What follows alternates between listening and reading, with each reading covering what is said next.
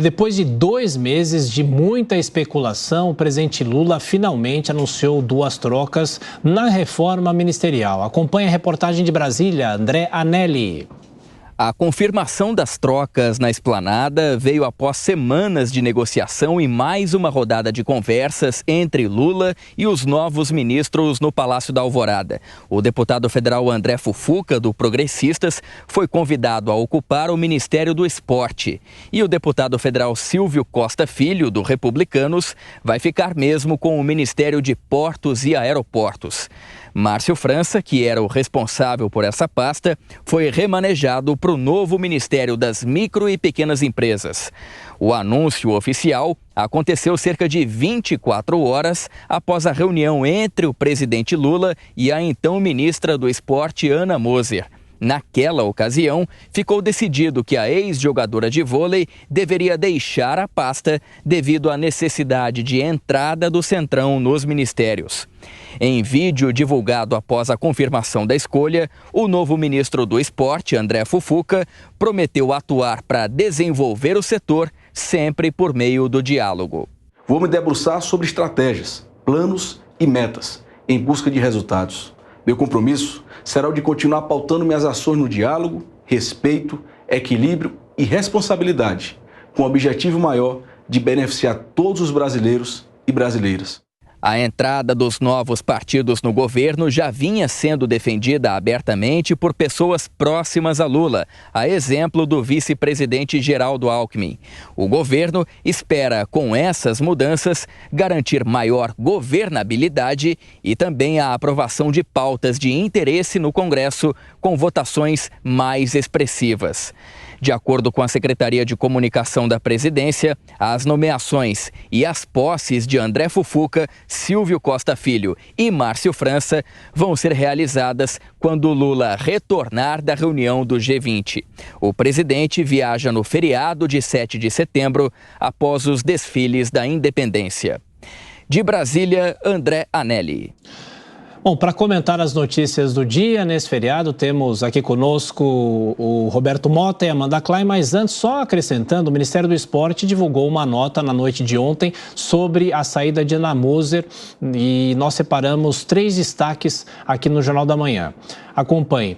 A nota diz que a ex-jogadora lamentou que as promessas de campanha de um esporte para toda a nação tenham tido tão pouco tempo para que se desenvolvessem. O texto fala ainda que essa gestão vê com tristeza e consternação a interrupção temporária de uma política pública de esporte inclusiva, democrática e igualitária no governo federal, mas entende que esse caminho apenas começou a ser trilhado.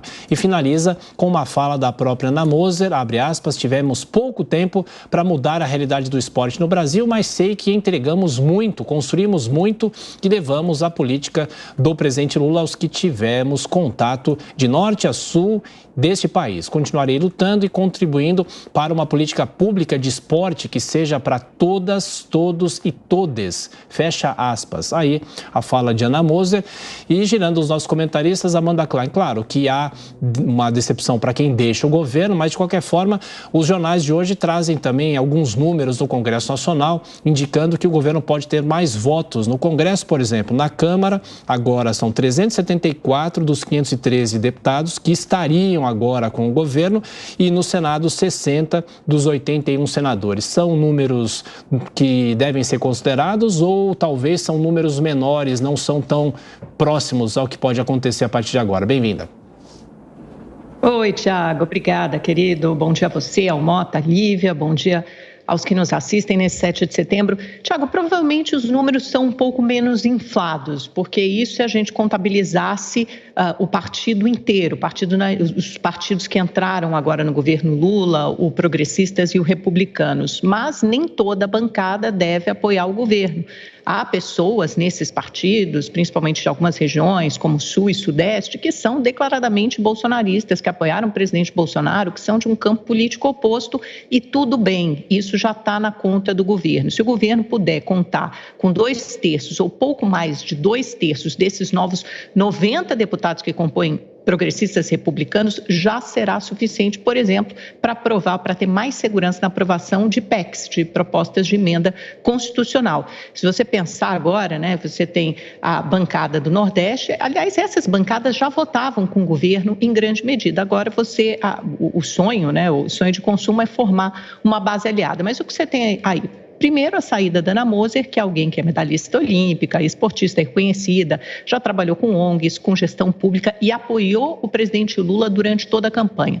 E, por outro lado, você abre espaço para a entrada do Centrão Raiz. O que eu chamo de Centrão Raiz são os dois partidos que apoiaram, com o PL, partido de Bolsonaro, a campanha do ex-presidente em 2022. Então, entrada oficial desses partidos no governo, que deve dar mais segurança e estabilidade, né? Por outro lado, você tem, por exemplo, um dos apoiadores do presidente Márcio França, desde a primeira hora, desde a campanha do ano passado, que é alijado para um ministério menor de pequenas e médias empresas, ou micro e pequenas empresas, deve trocar de nome. Ontem eu apurei que deve ter no nome algo como empreendedorismo, e o Márcio França conseguiu negociar na última hora algumas secretarias mais robustas. Ele queria um ministério maior, mais importante, e a possibilidade também que esse ministério abrigue, por exemplo, o SEBRAE. A mesma coisa vale para o Ministério dos Esportes. E por mais que tenha sido uma reforma longa, arrastada, que durou quase 2 meses, veja que o PT conseguiu preservar todos os anéis e os dedos, não perdeu um ministério.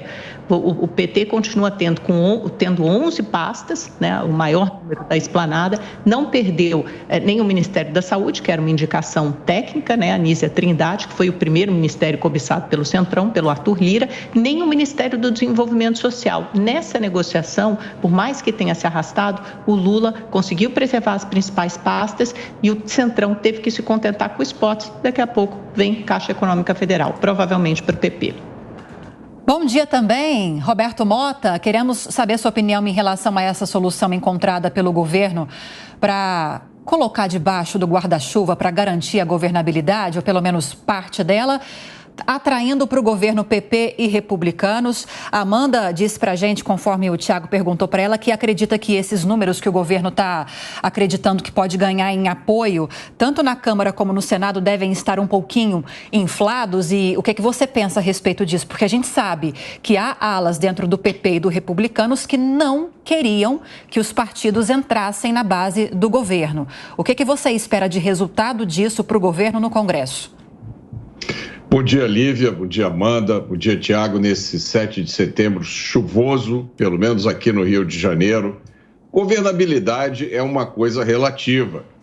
Do meu ponto de vista, essa mini-reforma ministerial, acho até um título engraçado, não faz diferença nenhuma para o cidadão. É mais do mesmo.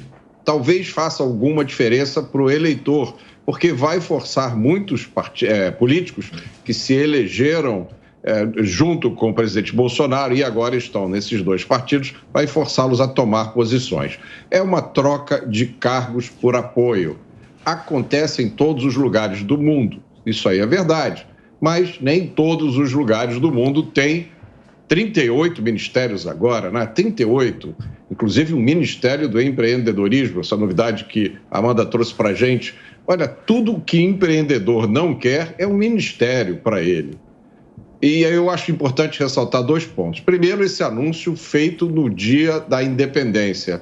É mais um motivo de tristeza para muita gente que já está triste. Segundo, prestem atenção nisso, a militância está caladinha, apesar de ter visto uma mulher ativista de esquerda ser trocada por um homem, um político tradicional. Estão todos caladinhos.